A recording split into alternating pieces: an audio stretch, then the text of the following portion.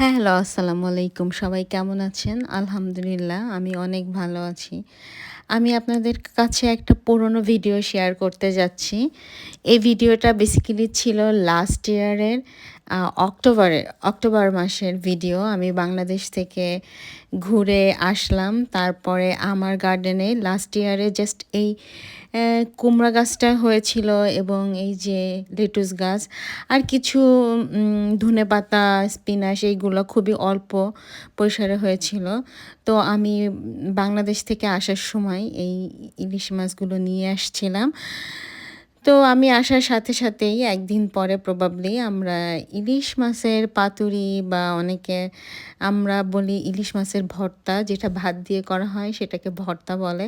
মানে ভাত দিয়ে বলতে ভাতের ভেতরে ভর্তা করে করা হয়। অনেকে তেলে ভেজে করে, অনেক প্রকার আছে। তো বেসিক্যালি আমাদের অঞ্চলে পাতায় মুড়ে ভাতের উপরে যেটা ভাপা দিয়ে করে এটাকে আমরা মাছ ভর্তা, ইলিশ মাছ ভর্তা বা ভাতুরিও অনেকে অনেক নামে ডাকতে পারে।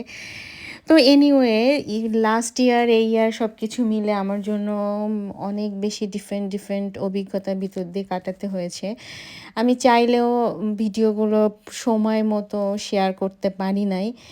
তো যেহেতু আমি এই ইয়ারে এখন আবার গার্ডেনিং শুরু হয়ে গেছে ফুল দমে, আমার এই ইয়ারে গার্ডেনে অনেক লাউ গাছ হয়েছে, কুমড়া গাছ, টমেটো গাছ লাস্ট ইয়ার থেকে অনেক বেশি।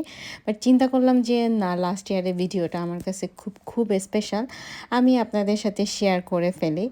তো তাই ভিডিওটা এডিট করে বলতে পারেন যে আমার স্টোরেজ ফাঁকা করছি। তো এই ইলিশ মাছের পাতুরিটা বেসিক্যালি করা হয় পেঁয়াজ, রসুন, তারপরে সমস্ত মশলা যেগুলো আছে ওগুলা দিয়ে মাছটা মেখে আপনি লাউ পাতা, কুমড়া পাতা বা কচুর পাতা যে যেটায় পারেন ওটাকে মাছটা এই যে দেখেন সুন্দর করে সমস্ত মশলা দিয়ে ম্যারিনেট করে মেখে এই যে পাতায় মোড়ানো হবে।